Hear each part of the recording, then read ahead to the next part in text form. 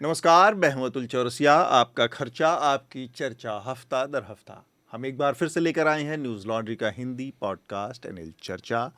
इस हफ्ते चर्चा में कई सारी सुर्खियां ऐसी हैं जो कि सुप्रीम कोर्ट से जुड़ी हुई हैं। तो उन सुर्खियों की बारी जब आएगी शार्दुल आपको बताएंगे। मैं अपने मेहमानों से परिचय करवाऊंगा और इसके अलावा कुछ बहुत ज़रूरी चीज़ें जो न्यूज़ लॉन्ड्री के कैंपेन से जुड़ी जानकारियां हैं वो आपको साझा करूंगा। मेरे साथ ऑनलाइन सुप्रीम कोर्ट के वरिष्ठ एडवोकेट जुड़ रहे हैं, संतोष पॉल जी। बहुत बहुत स्वागत है सर आपका न्यूज़ लॉन्ड्री पर। नमस्कार जी। इसके अलावा मेरे साथ हृदेश और शार्दुल स्टूडियो में जुड़े हैं। आप दोनों का भी बहुत बहुत स्वागत। हेलो। और थोड़ी देर बाद हमारे साथ जुड़ेंगी सीनियर जर्नलिस्ट निरुपमा सुब्रमण्यम। तो ये पैनल कंप्लीट हो जाएगा और इस हफ्ते हम बहुत सारी मज़ेदार बातें भी करने वाले हैं। और एक टीज़र छोटा सा दे दूं, शार्दुल आप लोगों को एक कविता सुनाने वाले हैं। तो इन सब चीज़ों के बीच में जो एक दो जानकारियां हैं वो मैं जल्दी से बता दूं आप लोगों को। दो बहुत ख़ास इंटरव्यू इस हफ्ते आप लोगों के सामने होगा न्यूज़ लॉन्ड्री पर। एक आतिश तासिर का इंटरव्यू है जो कि अभिनंदन सेखरी के साथ है उनकी बातचीत, और दूसरा अभिषेक मनु सिंघवी हैं, सीनियर जर्नलिस्ट हैं, सुप्रीम कोर्ट के, कांग्रेस के राज्यसभा सांसद हैं। उनसे बातचीत की है हमारे सहयोगी श्रीनिवासन जैन ने। तो ये दोनों इंटरव्यू, इसके अलावा भी बहुत सारी चीज़ें न्यूज़ लॉन्ड्री पर आपको इन्वेस्टिगेटिव खबरें और रिपोर्ट्स भी हमारी जा रही हैं। आपको पता है जैसा कि ई वेस्ट को लेकर हमारी एक सीरीज़ चल रही है। इसके अलावा हमारी एक हवा का हक लेकर कैंपेन भी जारी है, फाइट टू ब्रीथ।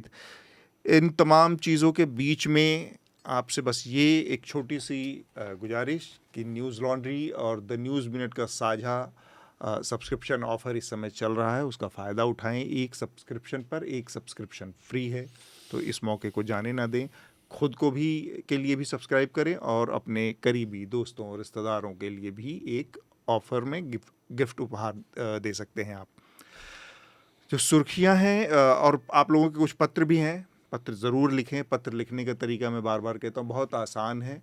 आप letters@newslaundry.com पर जाएं और अपना पत्र हमें भेजें। चर्चा से संबंधित अपने सुझाव, अपनी बात, अपनी राय, अपने सवाल ज़रूर भेजें। यहाँ इस पैनल से जुड़े किसी से कोई सवाल, कोई बात हो तो उसको भी आप भेज सकते हैं। और सब्जेक्ट लाइन में चर्चा ज़रूर लिखें। podcasts@newslaundry.com ये हमारा मेल का आईडी है। कॉन्स्टिट्यूशन का जो 130वां अमेंडमेंट बिल सरकार ने पेश किया है और जिसका जिक्र शार्दुल ने किया, इसके तहत प्रावधान जो किए गए हैं वो प्रावधान ये हैं कि किसी भी अपराध के मामले में या भ्रष्टाचार के मामले में अगर मंत्रियों को, मुख्यमंत्रियों को और प्रधानमंत्री को भी के ऊपर आरोप लगते हैं तो 30 दिन के अंदर में या तो उनको उस मामले में 30वें दिन के बाद उनको इस्तीफ़ा देना पड़ेगा, वरना वो उनका ओथ ही नल एंड वाइड हो जाएगी और वो मान लिए जाएंगे कि वो अब मंत्री नहीं है, उस पद पर नहीं है। और ये उन मामलों में होगा जिनमें 5 साल से ज़्यादा की सज़ा का प्रावधान होगा, ऐसे अपराधों में। तो इसको लेकर एक बहुत लंबा, काफ़ी विपक्ष को और सत्ता पक्ष के बीच में भारी टकराव हो गया। पूरा संसद का जो सत्र का आखिरी दो दिन बचे थे उसमें काफ़ी उठापटक और काफ़ी हंगामा दिखा। और सरकार की नीयत को लेकर विपक्ष काफ़ी हमलावर है कि 21 तारीख को आखिरी दिन था संसद सत्र का, और 19 तारीख की शाम को, यानी 19 का दिन बीतने के बाद, तो टेक्निकली सिर्फ 2 दिन पहले इसको संसद की कार्यसूची में शामिल किया गया। तो ये सरकार की नीयत के ऊपर भी कई बार सवाल जो होता है ना कि हेडलाइन मैनेजमेंट करना है, और मसला चल रहा था जो SIR का और चुनाव आयोग का, और उस पर जो सुप्रीम कोर्ट का निर्णय आया है किस तरह से, उन सब से डाइवर्ट करने की क्या ये हो सकती है रणनीति? ये जो कॉन्स्टिट्यूशनल अमेंडमेंट्स है, पहली बात तो ये है कि it is impractical to have it pass through. क्यों लाया गया, for what purpose, it is very difficult to assess. Is it only for optics या कोई there is a larger purpose? इसमें एक फंडामेंटल प्रॉब्लम है।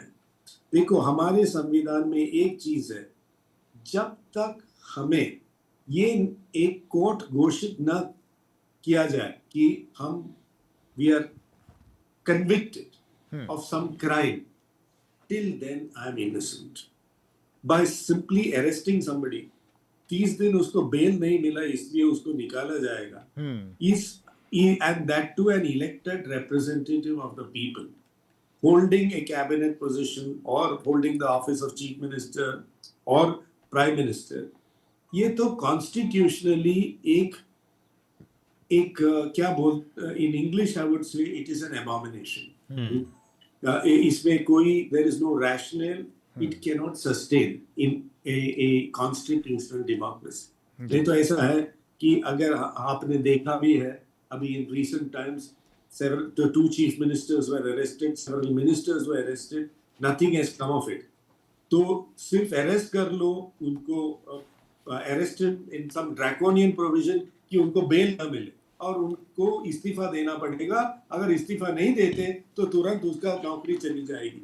This is simply not acceptable. It will not pass the muster of constitutionality. जी.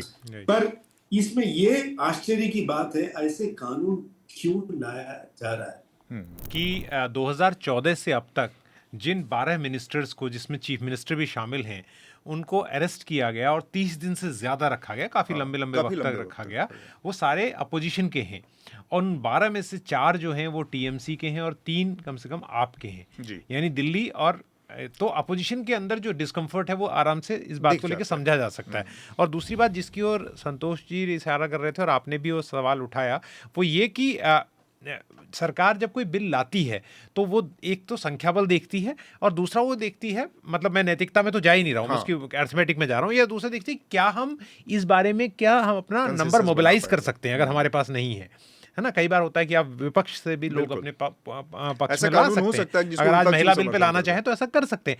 लेकिन ये bill साफ तौर पे बताता है कि सरकार के पास ना तो संख्या बल है और उसके पास इस बात की भी डिस्कम्फर्ट है कि जो उसको लोग सरकार पे समर्थन कर रहे हैं वो भी उसके साथ नहीं आएंगे इस मामले में, क्योंकि वो जानते हैं कि इसकी परिणति क्या होने वाली है, आगे राइटिंग ऑन द वॉल क्या है. तो उससे ये बात ड्राइव होती है साफ तौर पे कि क्या एक रेड हेरिंग है, क्या ये ध्यान बटाने की कोशिश है कहीं और.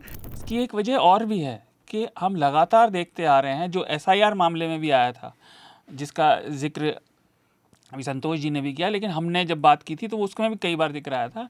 इस सरकार के 2 चीज़ बार बार दिखती है जब भी ये कोई नया कानून लाते हैं. जैसा आपने कहा पहले, वो नाक पे लेके बिना किसी कंसल्टेशन के जो लोग उस कानून से अफेक्ट होंगे उनसे बात किए बिना ये कानून लाती है, और फिर रेट्रोग्रेड उसमें सुधार होते हैं, कई बार वापस भी होते हैं जब बहुत विरोध होता है. और दूसरा, ये जो जिम्मेदारी सरकारी या जो विभागों की है, जो कानूनन संविधान के तौर पे जिम्मेदारी प्रशासन की है, उसे पब्लिक के ऊपर डाल रहे हैं.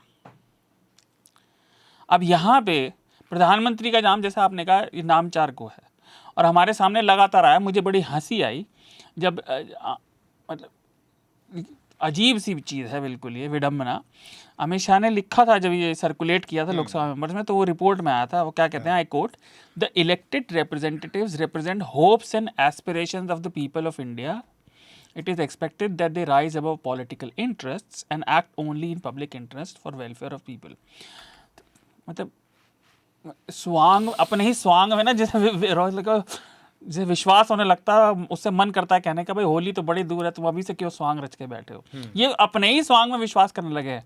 Elected representative hopes and aspirations को नहीं, लोगों की स्थानीय अपने जो उनका इलाका है, चाहे वो एमएलए हो या सांसद हो, अपने इलाके के लोगों की वेलफेयर और इश्यूज को रिप्रेजेंट करने के लिए हैं. उनकी आशाओं का नहीं है. लोग अपनी आशाएं खुद संभाल लेंगे, नेताओं का काम नहीं है आशा संभालना. Right. Totally anti democratic, totally जो है अगेंस्ट द फेडरल स्पिरिट.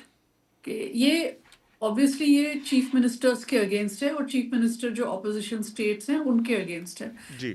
आपने देखा कि केजरीवाल, अरविंद केजरीवाल को कैसे जेल में डाल दिया था जस्ट इलेक्शन से पहले, और फिर उनकी पार्टी को ऑब्वियसली एक डिफरेंस तो पड़ा. तो आप इमेजिन कर सकते हैं कि कोई अगर ऑपोजिशन रूल स्टेट हैं और हैं अभी तक, तो वहाँ पे इलेक्शन से 1-2 महीने पहले आपने चीफ मिनिस्टर को बंद कर दिया किसी भी कारण, और वो सबको पता है कि ईडी और सीबीआई वगैरह कैसे यूज हो रहे हैं. जी. जी. मतलब ये भी एक तो क्रिटिसिज्म ये है कि सीबीआई और ईडी तो पहले भी यूज, ईडी इतना नहीं पर सीबीआई तो पहले भी यूज हुआ करता था by the government of the day, पर अब इस हद तक जो एक पॉलिटिकल कलर है उसका और कैरेक्टर है वो नहीं था तब, अब बहुत ज्यादा हो गया है और एक एक पैटर्न दिखने में आया है कि जैसे ही दूसरा हमारा जो विषय है वो जो कई सारे पत्रकारों के ऊपर द वायर के संस्थापक संपादक हैं सिद्धार्थ वरदराजन, इसके अलावा सीनियर जर्नलिस्ट हैं करण थापर और एक सीनियर जर्नलिस्ट हैं अभिसार शर्मा, इन लोगों के ऊपर अलग अलग मामले दर्ज हुए हैं। असम में असम क्राइम ब्रांच में 2 मामले दर्ज हुए हैं अभिसार शर्मा के खिलाफ और सिद्धार्थ वरदराजन और करण थापर के ऊपर, और एक मामला सिद्धार्थ और करण के ऊपर अलग से दर्ज हुआ है जो कि क्राइम ब्रांच से अलग है, वो भी असम में ही दर्ज हुआ है।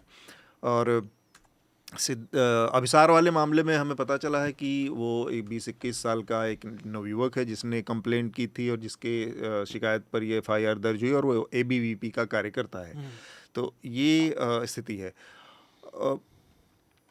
2 नज़रिए से इसको इस मसले पर हम थोड़ा एक छोटा कमेंट लेंगे। सबसे पहले मुफ्त में बस इतना ही।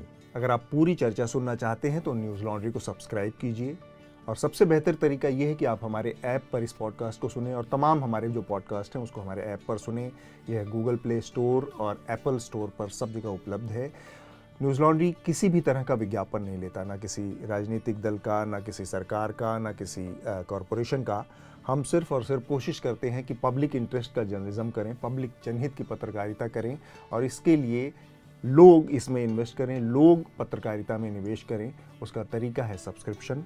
तो सब्सक्रिप्शन के हमारे टैग पर जाइए, वहाँ पर अपनी मनचाही रकम पे कीजिए और न्यूज़ लॉन्ड्री का सब्सक्रिप्शन लीजिए और गर्व से कहिए, मेरे खर्च पर आज़ाद हैं खबरें।